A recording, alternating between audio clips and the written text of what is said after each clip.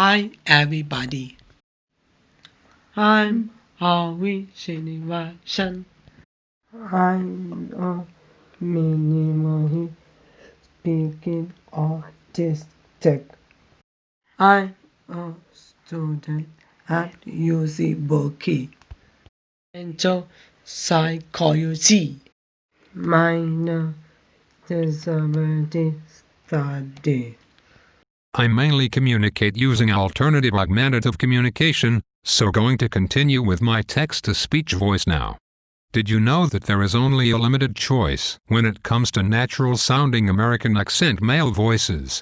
I use the one called Ryan.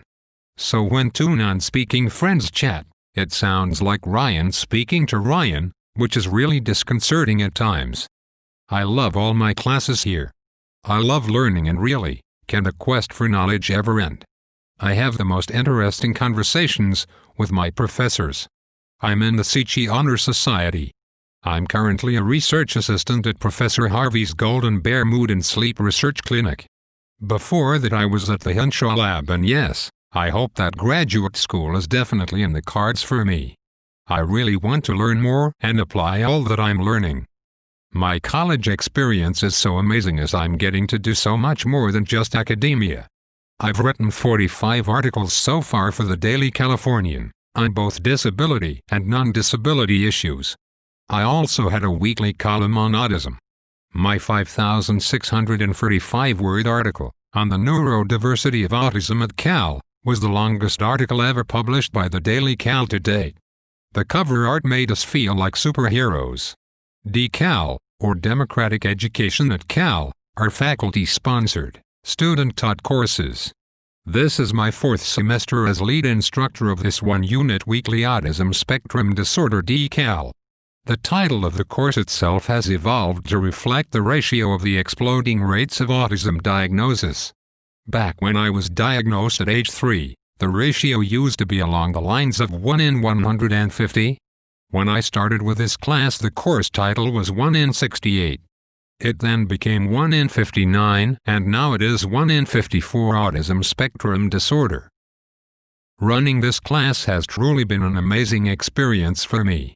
I get to drive most of the class content, which I love. I have 2 broad goals for this class. One is to change the way my neurotypical peers will come to think about and interact with autistics for the rest of their lives. The other is cooperation. Any meaningful change we want to see in the world cannot happen without a collaborative effort between autistics and their non-disabled peers. We need allies.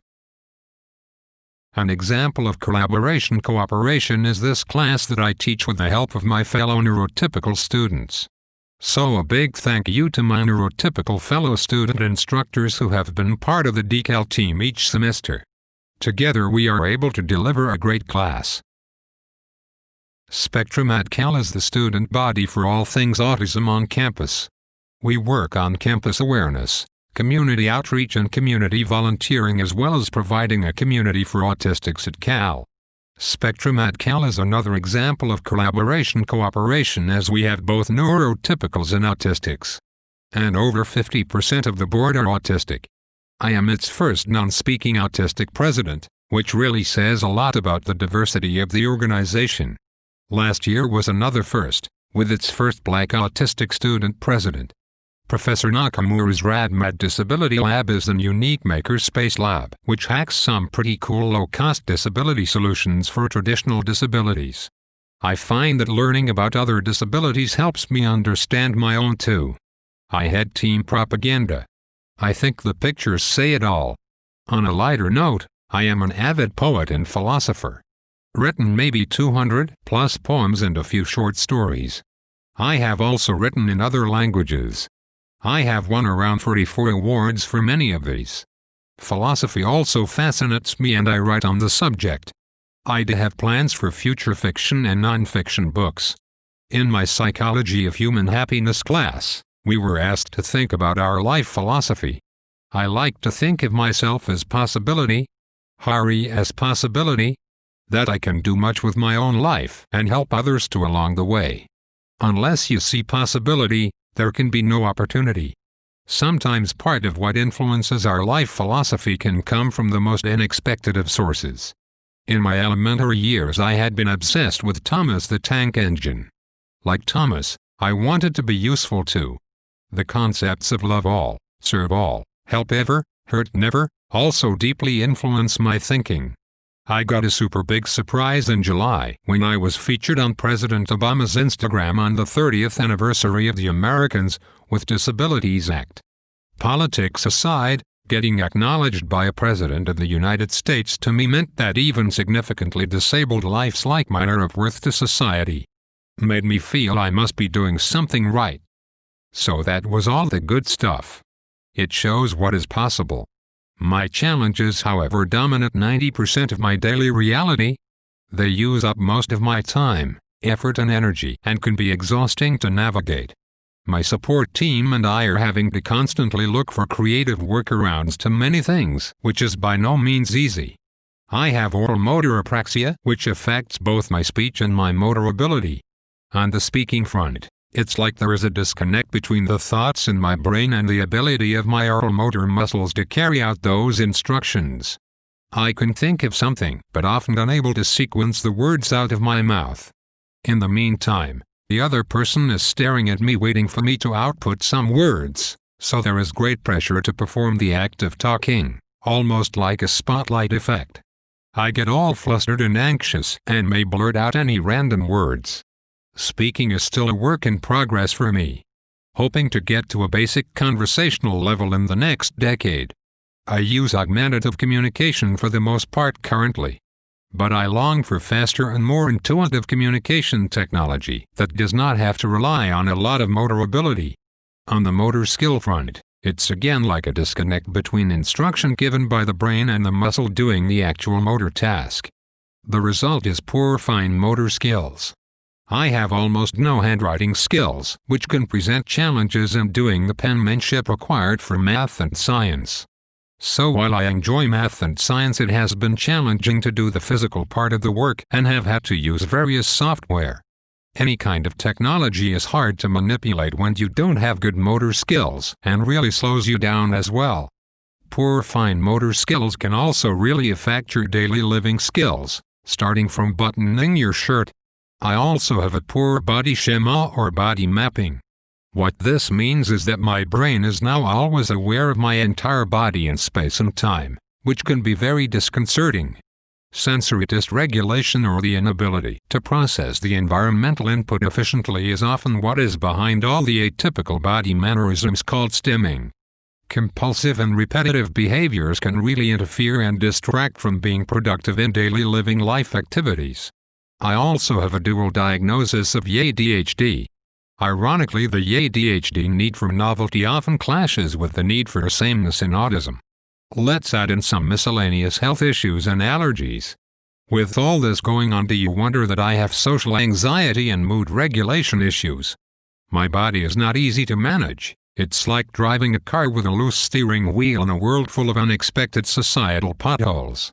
It can result in anxiety, frustration, and the sensory meltdowns. What was the point of that long story of my challenges? The reality is that there is a multiplier effect of permutations and combinations of challenges for different autistics that can vary in degree and intensity, all of which will affect the ability to cope and perform. There are too many intangibles. In the meantime, I feel supports and accommodations are looking to target a small and fixed list of things to address. For example, that access to augmentative communication will pretty much cover the needs of those with limited spoken communication. But this is just the beginning of what is needed. So, is there a happy medium? I've had a rather rocky and eclectic road to college. I was in special education all the way to middle school, filled with low expectations. I was on the non-diploma path, the one that did not have the possibility of college. Education was the candy store, with me looking longingly in. Access to mainstream education came outside of the school district, via a charter school. College was a personal, hoped-for possibility. I made it. The possibility of Harriet becoming a reality? Why college? For starters, everyone should have access to education. It should not have to be a zigzag journey. It opens up potential opportunities. It gives you the chance to become a productive and contributing member of society. Remember, even neurotypicals are not guaranteed a job after college, but college gives you lots of other benefits. It gives you new perspectives and knowledge. It improves your quality of life. Most importantly, it gives you a seat at the table. That means you can be part of the conversations around change. You can demand change or perhaps even redefine the table itself. Seriously, where else are you going to get to see stuff like this? LOL, this student was in a cage protesting the caging of animals. Some sample and pretty standard DSP accommodations. Attitude of the college matters. No one said, no, you can't do this at Cal. And that makes a lot of difference as it allows you the flexibility to come up with creative workarounds. When you have a more significant and very visible disability, and your communication speed is a lot slower, there's much more that's needed beyond DSP accommodations to navigate academia. I don't quite fit the current image of a college-going autistic. It does require quite a bit of proactive work and effort. Here are some ideas. DSP cannot reveal your disability to your professor. They only know accommodations. But when you have a visible and significant disability, you want less surprises and less shocks in class. I proactively email my profs and grad student instructors and give concrete examples of what has worked for me in the past and how I was able to participate in the classroom setting. College will invariably involve group projects. Students are willing to include and accommodate, but unsure as to how. So you have to tell them exactly how you can participate and contribute. For a group debate, I worked on the opening statement, as that can be pre-prepared. For a research project, I worked on the introduction and literature review rather than the data collection portion. Large classes are your friend. Ambient noise in a large classroom drowns out any stemming sounds, and any atypical mannerisms are less noticeable. No one is staring at you. There is lots of anonymity, which means less anxiety. Prepare an escape plan. Sitting near the exit means quick getaway if you are overwhelmed. Sitting at the back means no one is staring at you. Know the locations of restrooms, as they are possibly the only private space on a large campus and generally empty during lecture time. Are these enough? No way.